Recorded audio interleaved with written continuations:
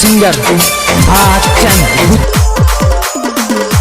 नाम तो आपने सुना ही होगा, भागचंद तिलगाम खोटई कलार वाले।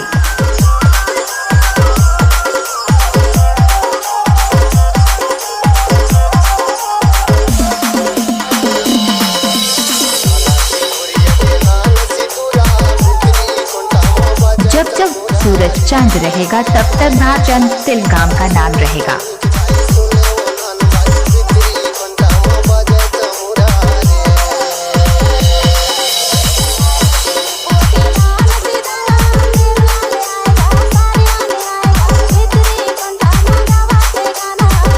Mix by DJ Bhagchand Tilgam Khotai Kalar वाले।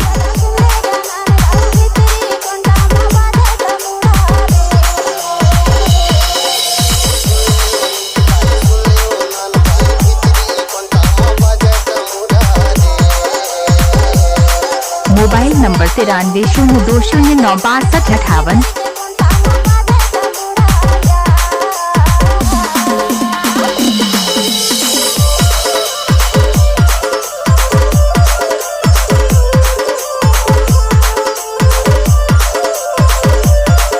डीजे भागचंद बाबू।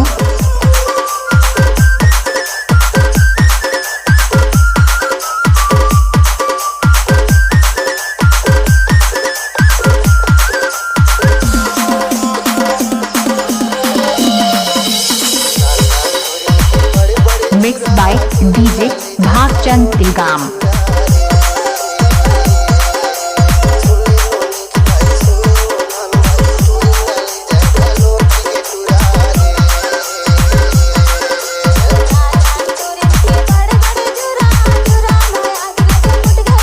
आपको सुना ही होगा भागचंद तिलगाम बुटाई कलार वाले।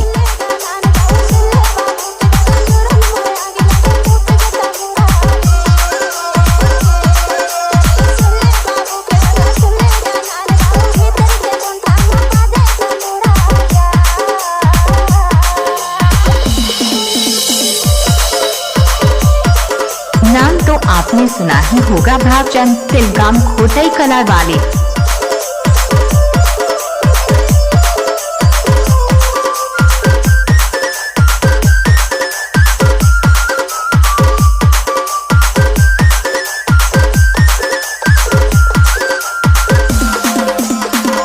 भागचंद तिलगाम का मिक्स किया हुआ गाना।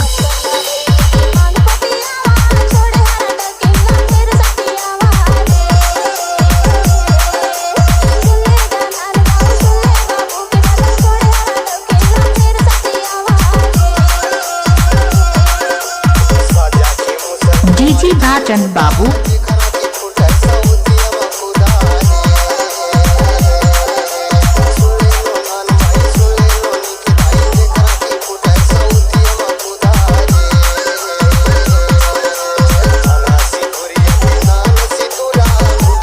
जब जब सूरज चांद रहेगा तब तक भागचंद तिलगाम का नाम रहेगा।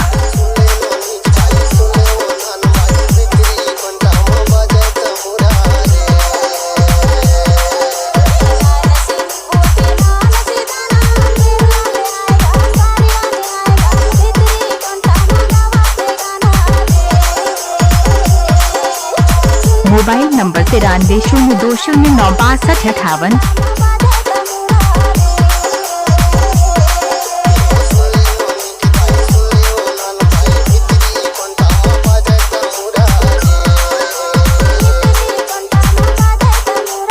Mix by DJ Bhagchand Tilgam Khotai Kalar वाले।